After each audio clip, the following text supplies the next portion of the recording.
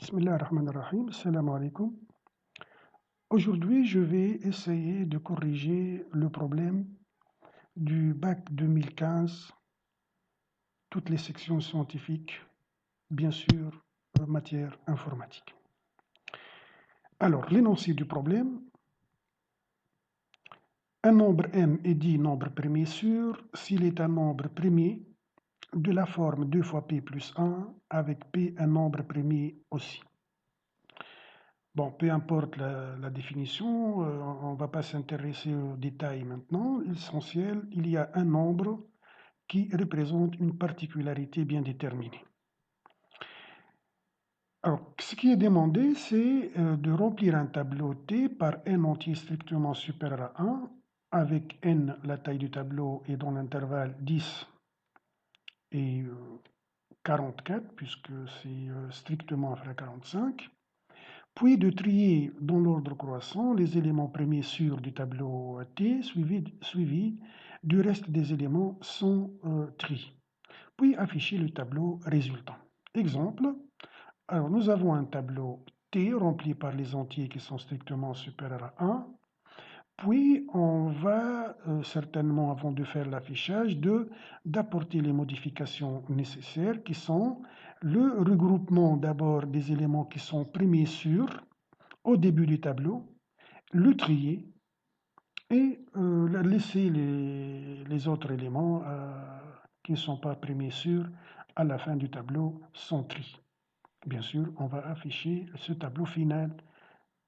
Bon, le travail demandé, c'est d'analyser le problème en les décomposant en modules et d'analyser chacun des modules envisagés, mais pour nous, on va se contenter de faire tout simplement l'algorithme de ces modules que nous allons envisager.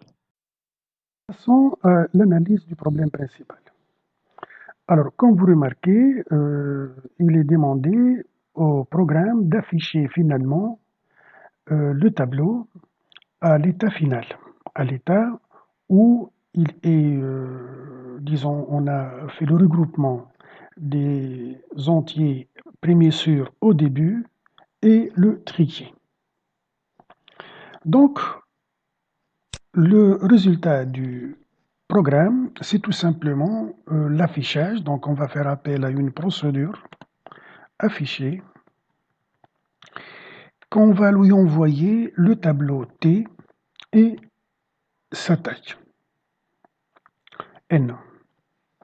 Mais on remarque ici que notre tableau passe par deux états. Un état d'entrée et un état de sortie. Donc un tableau initial et un tableau à son état final.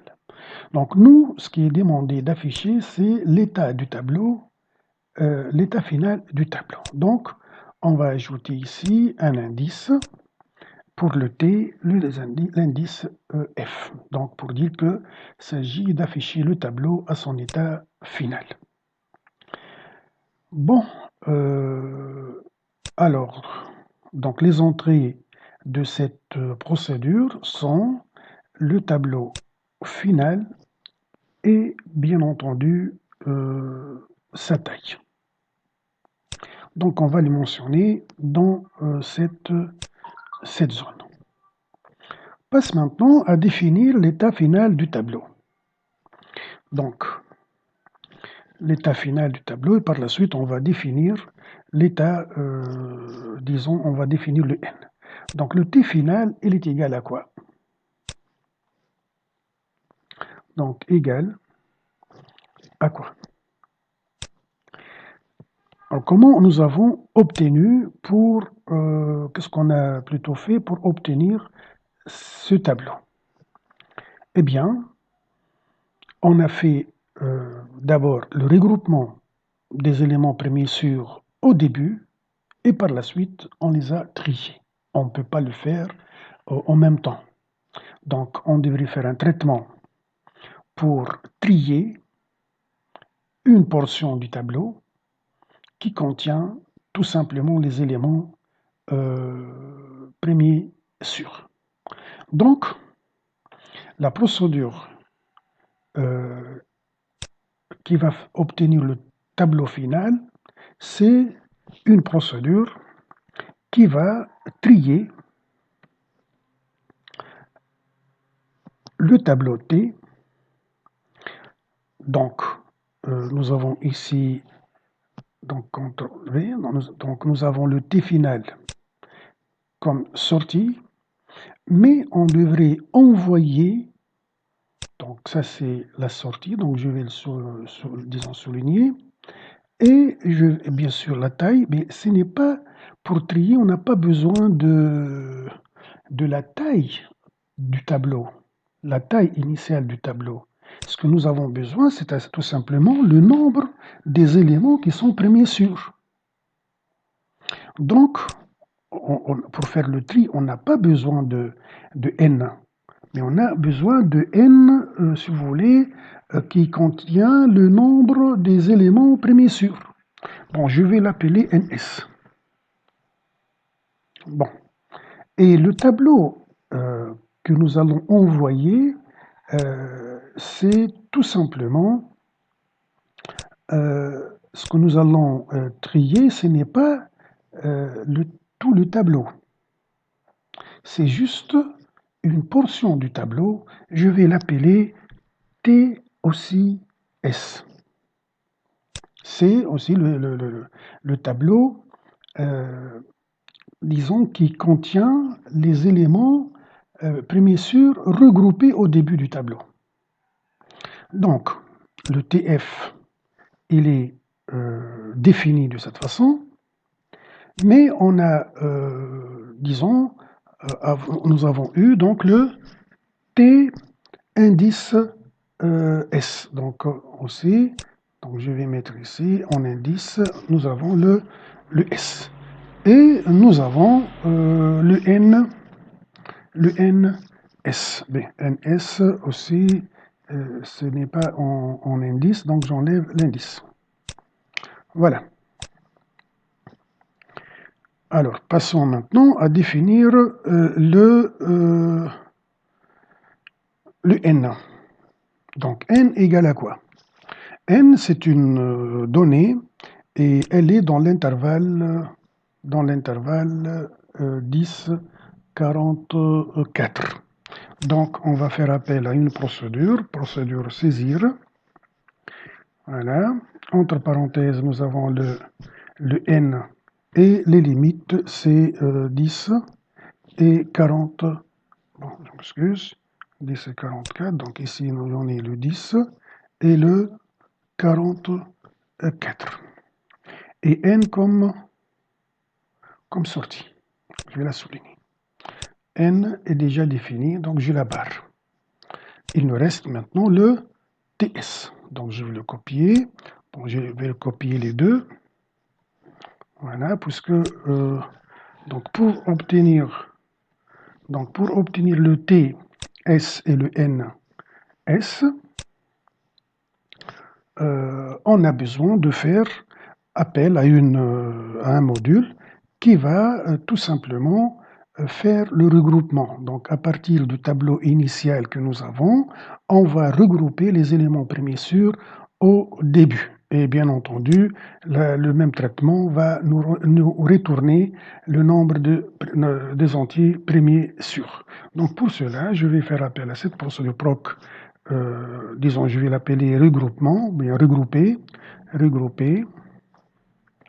La sortie, c'est TS. Donc la sortie, c'est TS et NS. Donc TS comme voilà. Donc TS et NS. Donc le TS comme sortie et le NS comme sortie. Quelles sont les entrées? Eh bien, normalement, je dois envoyer le tableau T initial, le tableau initial. Pour pouvoir faire le regroupement, je dois envoyer à la procédure regroupée le tableau initial, le tableau à son état initial. Donc, ici, puisque c'est le même objet, donc tout simplement, je vais changer ici le S par le I. Donc, j'envoie le T initial et je récupère le TS. Et le NS, ce n'est pas la même variable, donc ici, je garde j'envoie la taille du tableau initial, qui est le N. Donc, TS et NS sont déjà définis, donc je vais le barrer. Mais en contrepartie, nous avons eu comme entrée le tableau initial. Donc ici, voilà, j'ai le tableau initial. Le NS, voilà, il n'y a pas. Donc maintenant, je vais définir le TI. Donc le T initial égale à quoi? Voilà. À quoi est égal le T initial? D'où on a apporté ce tableau. Le T initial, c'est égal. Bon, ce n'est pas en indice, donc je dois... Voilà. Alors, égal, pour cela, on va faire appel à une procédure, proc lecture. Et nous avons le T initial comme sortie. Donc, CTRL C. Bon, j'espère que... Oh là là. CTRL, le T initial, virgule et sa taille. Bon. Donc là, on a le T initial. Voilà. Alors, cette procédure, elle va définir le T initial. Donc, T initial comme sortie, et là, on va la barrer, donc, puisque c'est défini. Alors, tout est barré, donc, tout simplement, on va mettre fin à notre programme. Donc, fin, bac 2015. Donc, voilà l'analyse du problème principal. L'ordre de séquence. Alors, par quoi on peut commencer?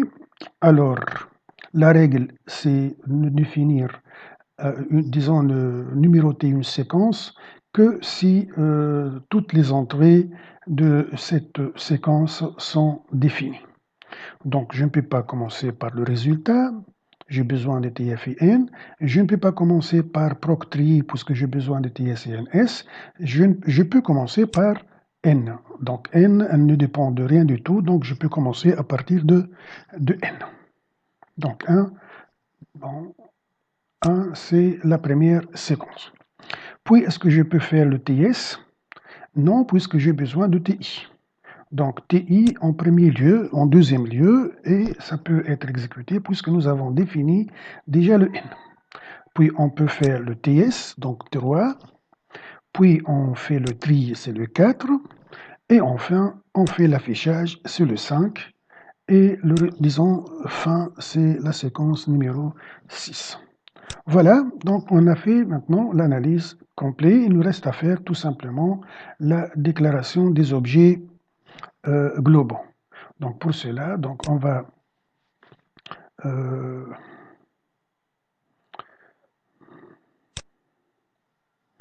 voilà le tableau de déclaration des objets globaux.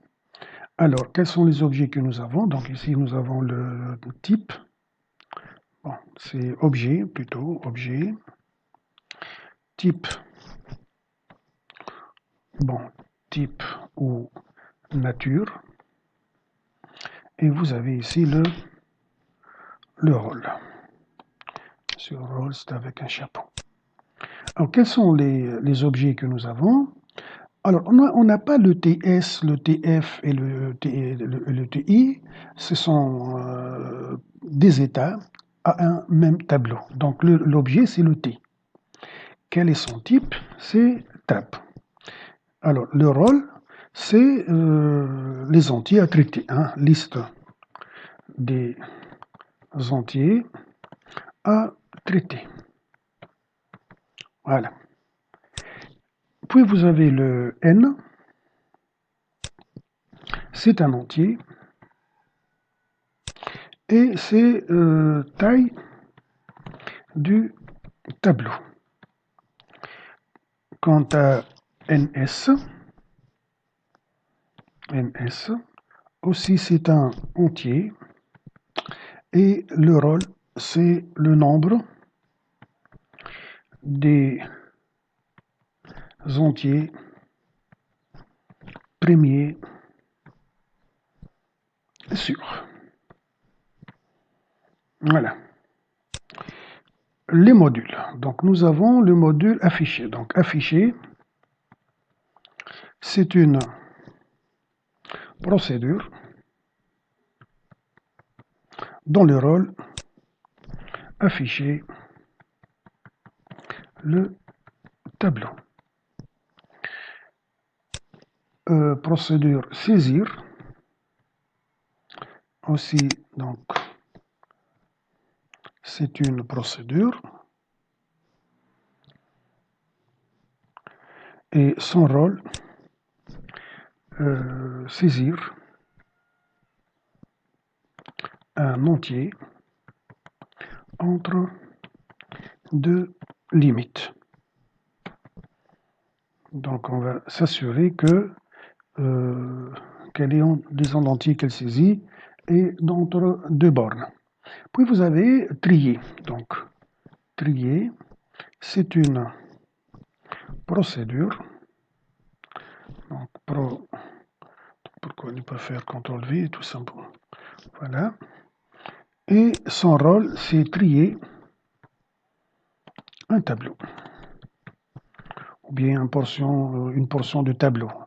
Donc ça dépend de ce que nous envoyons comme le paramètre effectif. Bon, puis on a regroupé. Aussi, c'est une procédure. Et son rôle, grouper les éléments premiers sûrs au début du tableau. Voilà, lecture. Alors, il nous reste la procédure lecture. Donc, lecture. Oh là là, lecture aussi, c'est une procédure. Et son rôle, c'est remplir le tableau par, disons, par des entiers, voilà, par des entiers, disons, bien sûr, sont liés à partir du clavier. Et quelles sont les conditions de ce tableau? Alors là, un tableau n prend strictement supra 1. Donc il faut que les éléments soient par des entiers strictement supérieurs à 1. Voilà, donc ça c'est notre tableau de déclaration des objets. Tableau de déclaration des objets locaux. Bon, alors, type. Donc ça c'est le type. Bon, donc je vois ici, je travaille en indice, je ne sais pas pour quelle raison. Voilà. Alors, quels sont les nouveaux types que nous avons? On a tout simplement tab. Tab, oh là là.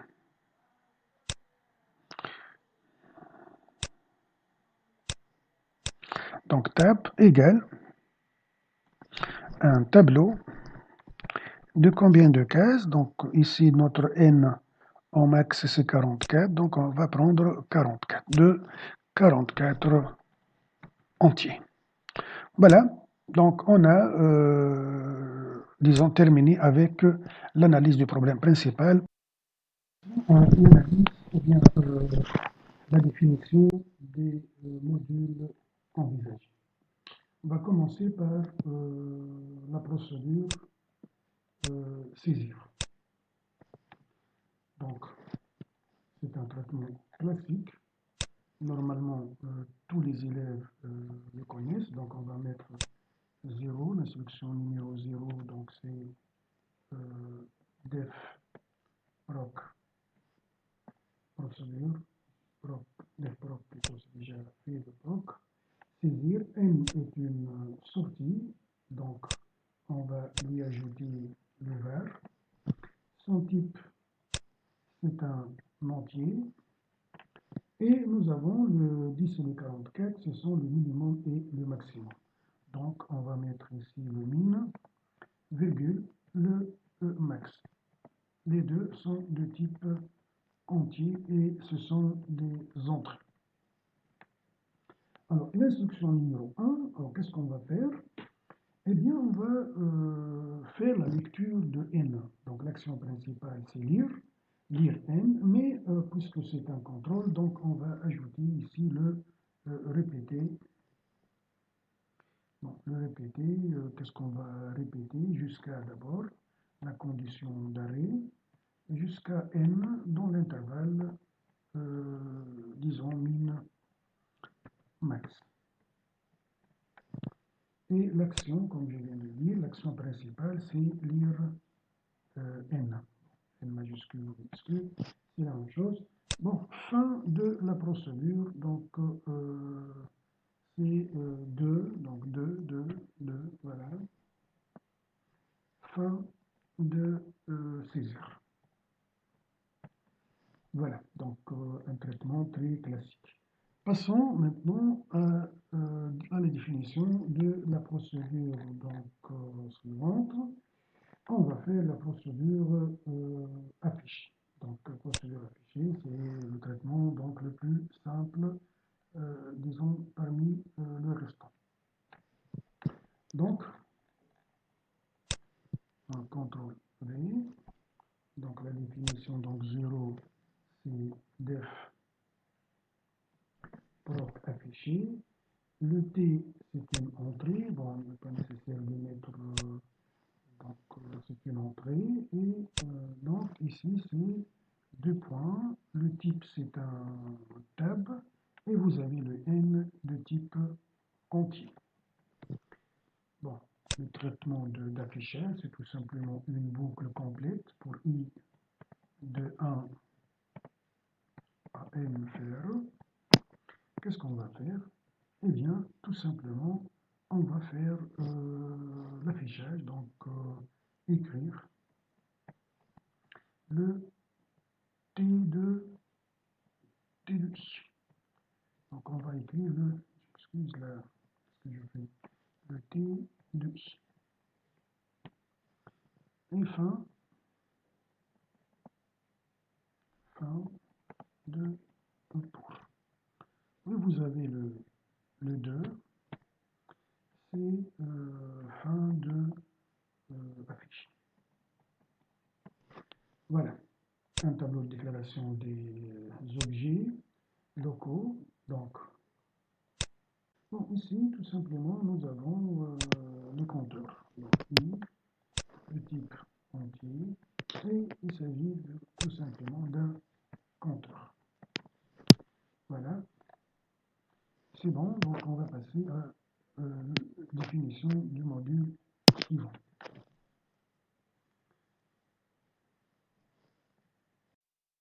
Passons maintenant à la définition du module suivant. Donc, le plus simple parmi les modules restants, c'est le module lecture. Donc, CTRL C, je prends en tête. CTRL V. Alors, l'instruction, c'est 0. Oh là là. Bon. Le def, donc def proc lecture. Ici, le TI, elle est soulignée, donc elle est une sortie. Donc, on va mettre ici var. Son type, c'est pas T de I, donc c'est tout simplement T. Et son type, c'est tab. Et vous avez le N, bon, en l'écriture en indice.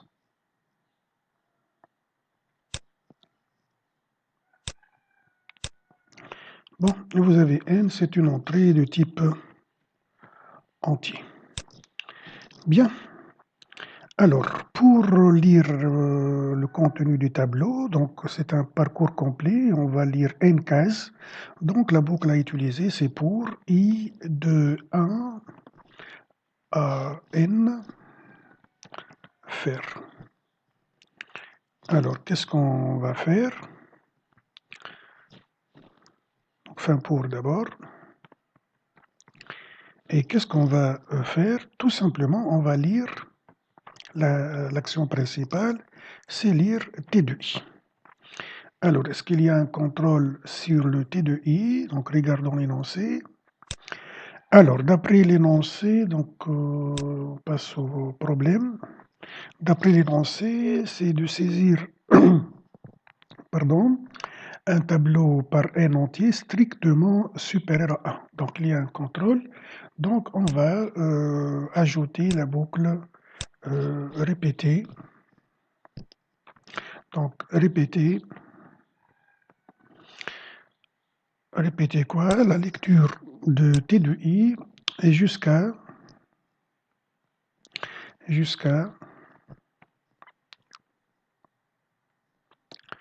le T de I. Le contrôle est simple ici. On va tout simplement contrôler le contenu, donc sa valeur. Donc, doit être strictement supérieur à 1. Voilà, donc sans problème. Et la séquence numéro 2, c'est la fin de la procédure lecture. Le tableau de déclaration des objets, donc déclaration des objets, excuse là, donc je vais l'effacer, voilà, passons en bas. Bon. Alors, c'est l'objet locaux, et il n'y a pas de numérotation, donc je vais enlever les numérotations. Voilà. Alors, les objets que nous avons, c'est tout simplement le i qui est de type entier. Bon, j'aurais dû faire un copiage du tableau déclaration de la procédure fichier.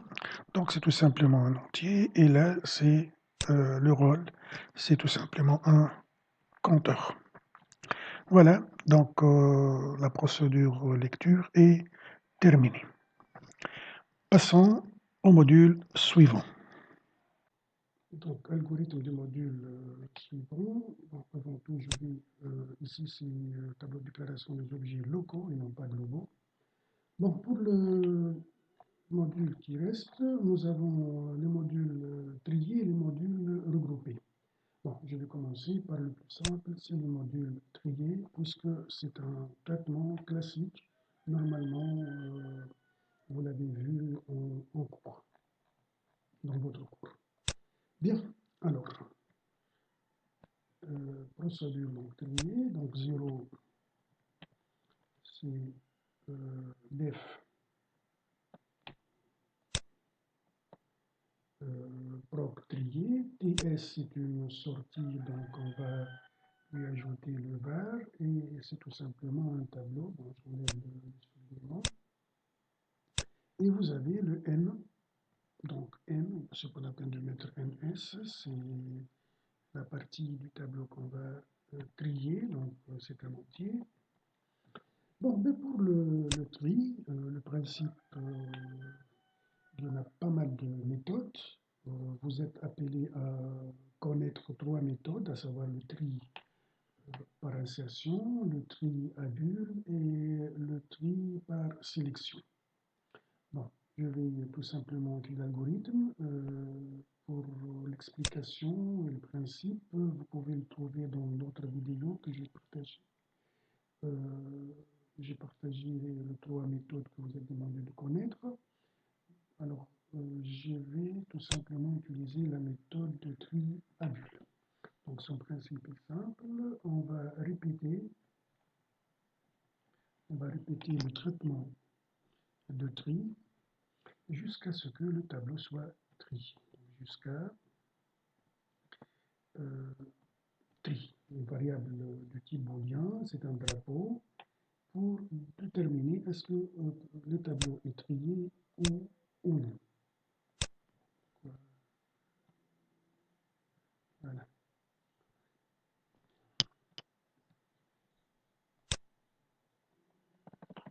Bien, alors qu'est-ce qu'on va répéter?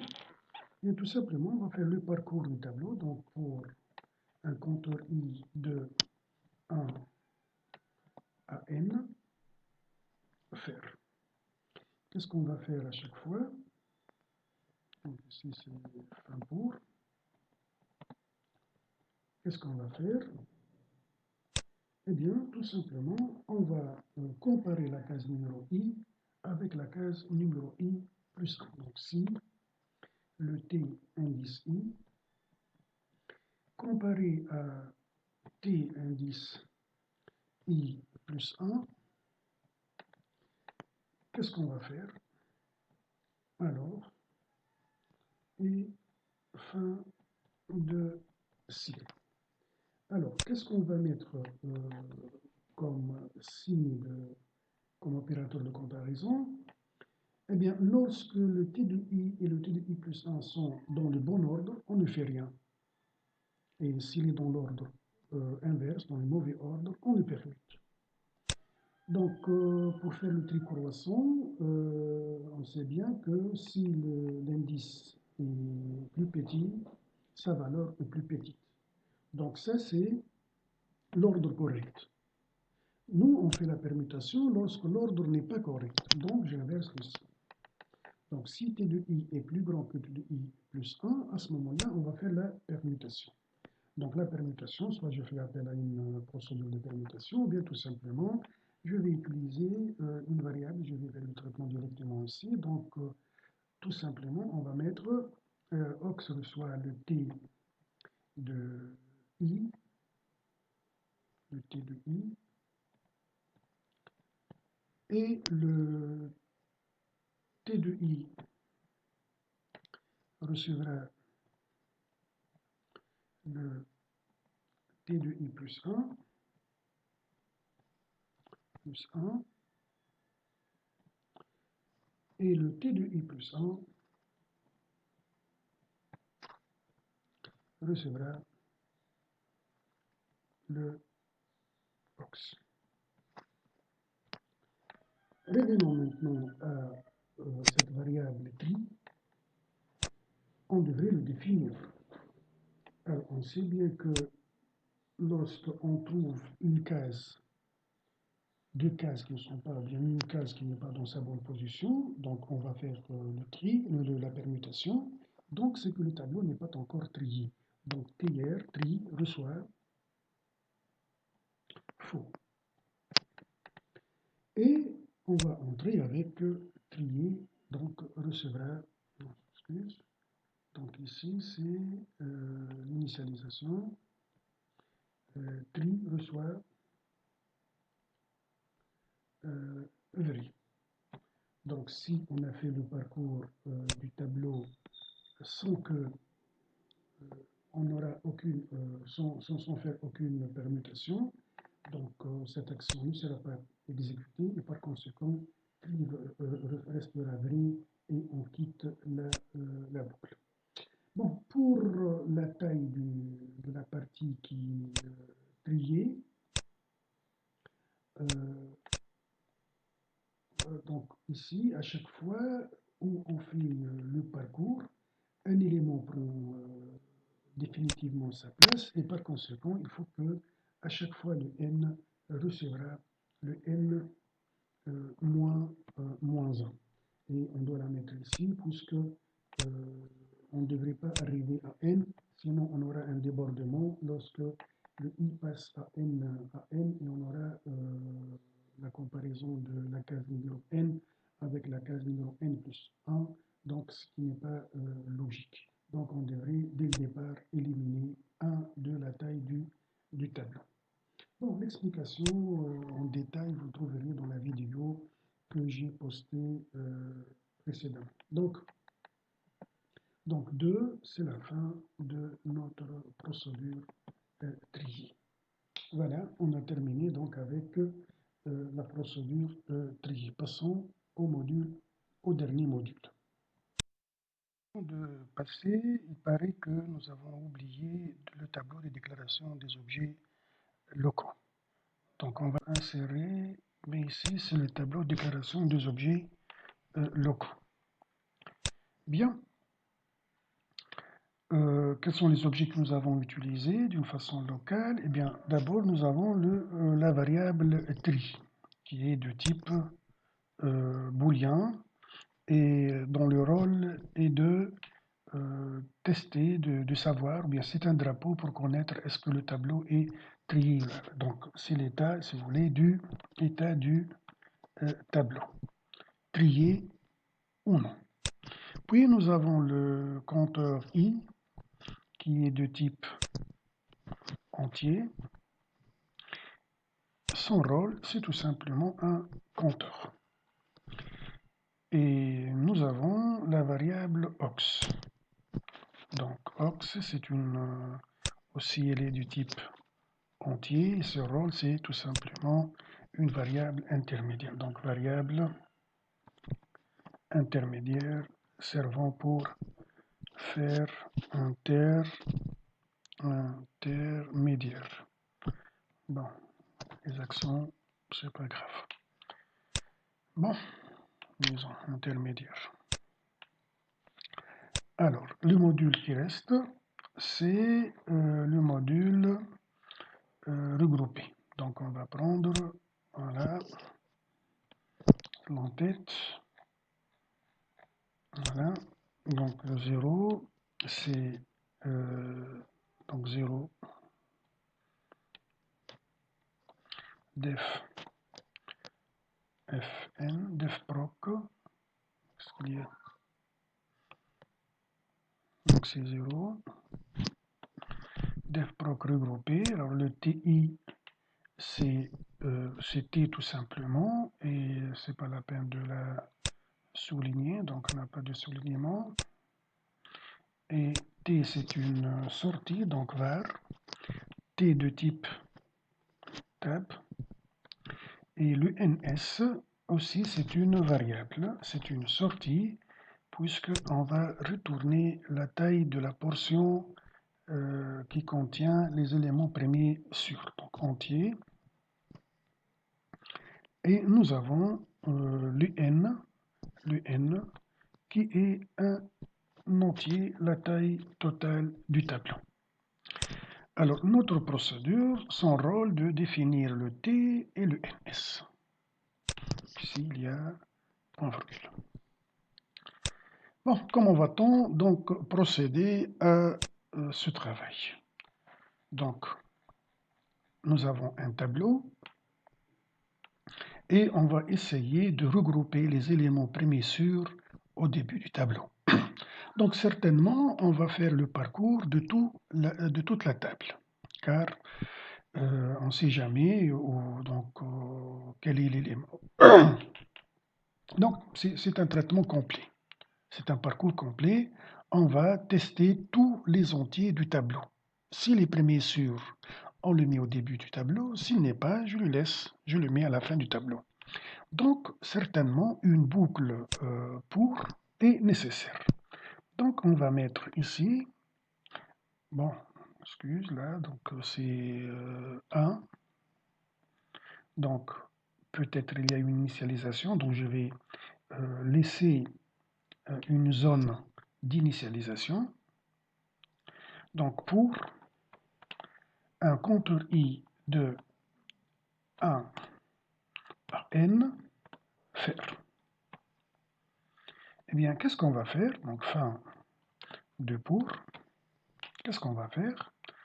Alors, tout simplement, on va tester est-ce que la case numéro i est un nombre premier sûr ou non.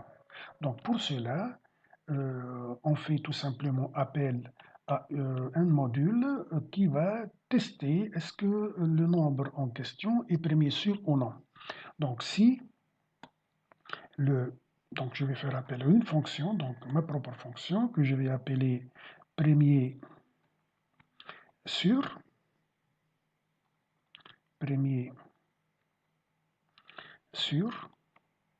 je lui envoie le t de i, et elle va me retourner vrai si t de i est premier sûr, sinon elle va me retourner faux. Donc si elle va me retourner premier sûr, elle va me retourner vrai, qu'est-ce que je fais? fin de ci. Qu'est-ce que je fais? Eh bien, retournons ici. Alors,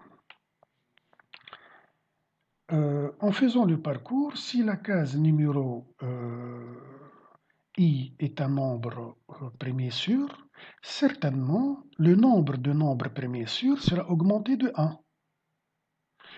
Et on sait bien que la variable ns, c'est la variable qui va recevoir le nombre de nombres premiers sûrs.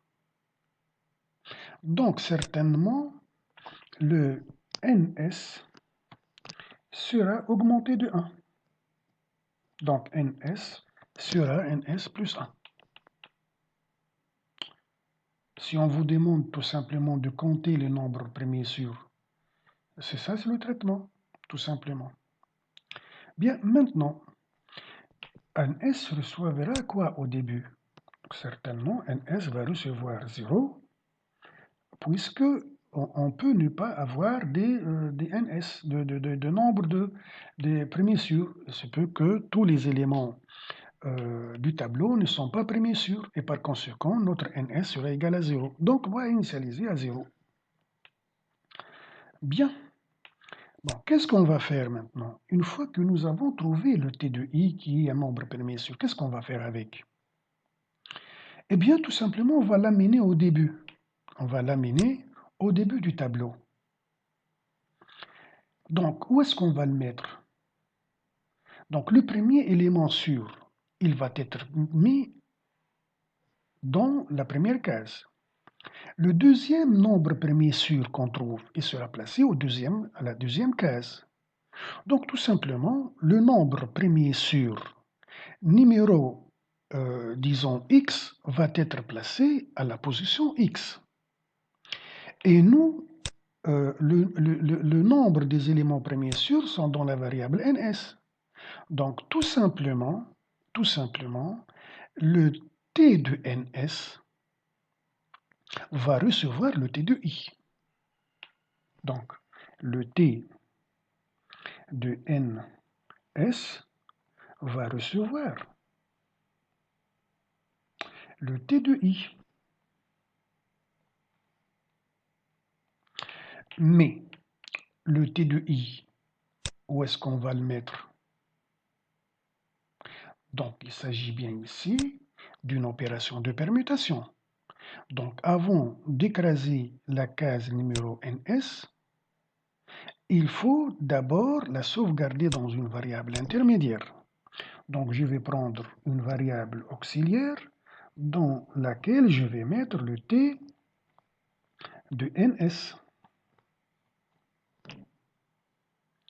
Je mets dedans le t de i, je mets dans la case t de ns, la case numéro ns, je mets dedans le t de i, et dans le t de i maintenant, qu'est-ce que je vais mettre? Je vais tout simplement mettre le t de ns. Donc, il s'agit bien ici d'une permutation entre l'élément numéro i et l'élément numéro ns. Donc ici, je vais mettre le auxiliaire. Et voilà, disons, le regroupement est donc est fait. Donc fin regroupé. À définir maintenant, tout simplement. Bon, avant tout, on a, disons, les tableaux de déclaration des objets locaux. Donc, je dois d'abord le faire. Donc, ici, c'est les tableaux de déclaration des objets locaux. Bon, qu'est-ce qu'on a comme objet? Nous avons la variable i, qui est tout simplement un entier. Et il s'agit bien donc d'un compteur. Donc, son rôle, c'est un compteur. Et nous avons la variable intermédiaire ns, plutôt c'est pas ns, c'est la variable aux. Ns c'est un paramètre. Bon, et c'est un entier, et c'est tout simplement c'est l'intermédiaire, la variable intermédiaire. Donc j'écrirai intermédiaire, voilà. Et nous avons enfin la fonction premier sur. Donc premier sur. C'est une fonction de type booléen. Voilà. Et son rôle, c'est tester si un entier est premier sur,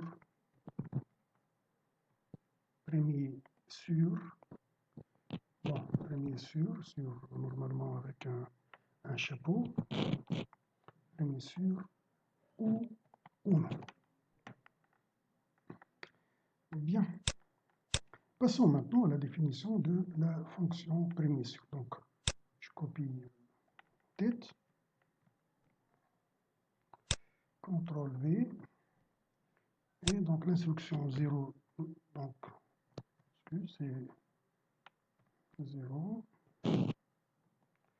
fn, def fn, donc def fn premier sur. Alors le paramètre formel, je vais lui donner tout simplement le nom x de type entier et le résultat retourné, ça va être un booléen. Voilà. Alors, comment tester si un nombre est premier sur ou non? Eh bien, d'après la définition, un nombre est premier sur s'il est un nombre premier d'abord, et il peut être écrit de la forme 2 fois p plus 1, avec p est un nombre premier. Donc, tout simplement, je dois calculer p qui est égal à, disons, m div 2. Tout simplement, si m est égal à 2 fois p plus 1, donc le p, ça va être normalement m moins 1 div 2. Donc je dois chercher ce p, et le p doit être aussi un nombre premier. Donc tout simplement, je peux dire que premier sur reçoit, donc il est premier sur, si, alors pour cela, je vais faire appel à une fonction premier qui va tester si un nombre, donc elle va tester la primalité d'un entier. Donc si fn premier de x, et ça ne suffit pas, il faut aussi que, disons, je fais appel une autre fois à la fonction premier, il faut que x, bon, moins 1, ou bien, disons, moins 1, ce n'est pas la peine. Bon, je peux les moins 1, je prends la formule x moins 1. Qu'est-ce qu'elle a, ce x moins 1? Div 2, eh bien, lui aussi, c'est un nombre premier. Si je prends par exemple 11, 11 moins 1, 11 moins 1, c'est 10, 10 div 2, ça fait 5. Le 5, c'est un nombre premier, le 11, c'est un nombre premier, donc le 11 sera premier sur. Bon, je ne vois pas effectivement l'utilité de retrancher 1, puisque 11 div 2, ça donne 5, et 10 div 2, ça fait 5. Donc, je garde ceci. Bon, si je prends par exemple 10, 10 ce n'est pas un entier. Bon, ça va, je peux enlever le délai. Voilà, donc tout simplement, x div 2 doit être aussi un nombre premier. Et fin de premier sur. Voilà. Ce que nous avons voilà, nous avons tout simplement la fonction premier plutôt qu'on doit définir. Donc on va passer à la définition de la fonction donc 0, 0, 0, def fn premier. Alors, on a envoyé un entier de type x de type entier, ça va retourner aussi un booléen. Bon, le traitement pour tester si un nombre est premier ou non, pour cela, il y a pas mal de façons. Bon, il y a ceux qui font un traitement pour compter les nombres de diviseurs de x, et si ce nombre diviseur est égal à 2, donc automatiquement il est primé, sinon il est non primé. Bon, calculer tous les diviseurs, je ne vois pas l'utilité, car il suffit de trouver, disons, un diviseur autre que 1 et lui-même, je dois arrêter le traitement. Donc je vois que normalement, le test, ça se fait grâce à une boucle à condition d'arrêt. Donc je vais prendre un diviseur. Le premier test que je fais, c'est le test par 2. Donc j'initialise disons, le diviseur à 2, puis j'ai duré tant que. Voilà, donc je vais faire un traitement de recherche, donc à la recherche d'un diviseur de x. Euh, donc, tant que d n'est pas un diviseur, on avance. Donc, tant que x mod d différent, donc n'est pas un diviseur, puisque je cherche un diviseur, donc tant que x mod d différent de 0, donc n'est pas un diviseur, et la deuxième condition d'arrêt, je dois donner la fin. Donc la fin, bon, a priori, je sais qu'il n'y a pas un entier qui est divisible par un autre qui est supérieur à sa moitié. Donc, normalement, je dois m'arrêter lorsque le diviseur, tant que le diviseur est inférieur ou égal à x div 2.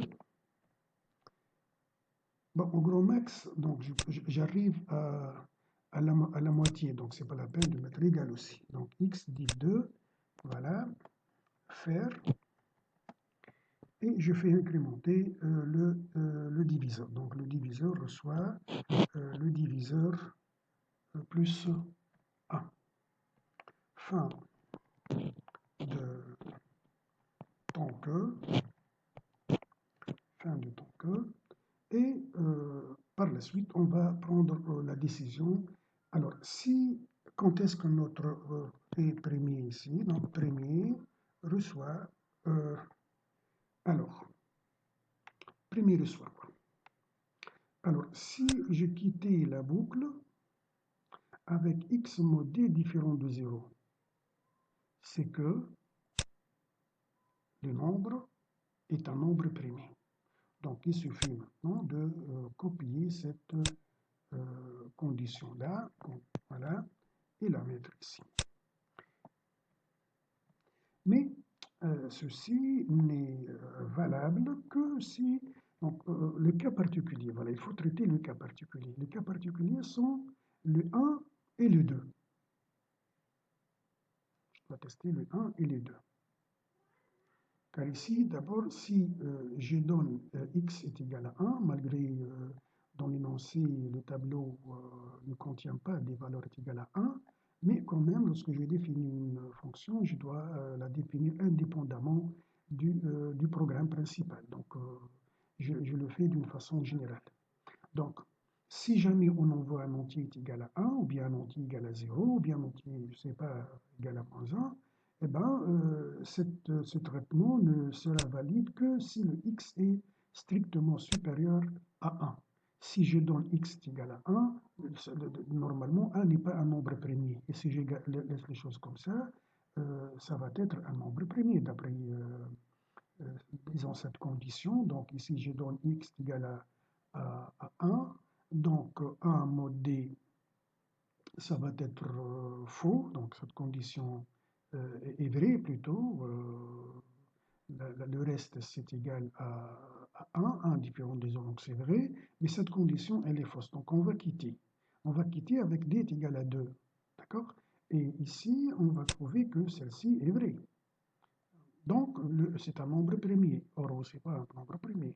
Donc, ceci n'est valable que pour la condition où le x est strictement supérieur à 1. Donc là, bon, mais maintenant, si je donne x est égal à 2, si je veux trouver un problème, Ici, la boucle ne va pas être exécutée, donc cette action ne va pas être exécutée puisque 2 div 2, ça fait 1, et le d, donc, c'est égal à 2, donc elle est strictement supérieure. Donc, cette action ne sera jamais exécutée, donc on va quitter avec le d est égal à 2. Et on sait bien que donc 2, disons mode 2, c'est égal à 0. 0 différent de 0, c'est faux. Plutôt, c'est faux. Donc, on aura la valeur 2 qui est fausse. Donc, qu'est-ce qu'on fait? On doit tout simplement mettre ici où x égale à 2. Donc, lorsque x est égal à 2, peu importe cette condition, donc la fonction va me retourner vrai. Donc, voilà. Donc, ça, c'est la séquence numéro 2. Et la séquence numéro 3, c'est la fin de premier. Donc, vous voyez, le traitement pour, disons, calculer, bien tester la primalité d'un entier. Bon, ainsi, on a terminé disons, bon, tout simplement le tableau de déclaration des objets, comme qui reste, les objets locaux. Bon, alors nous avons comme objet le diviseur, donc D. C'est un entier. Et le rôle, c'est le diviseur. Voilà. Ça va, il n'y a pas d'autre. X, ça va. Bon, ça va donc à la prochaine vidéo. J'espère que la vidéo a été bénéfique pour vous. Voilà. Et bonne chance.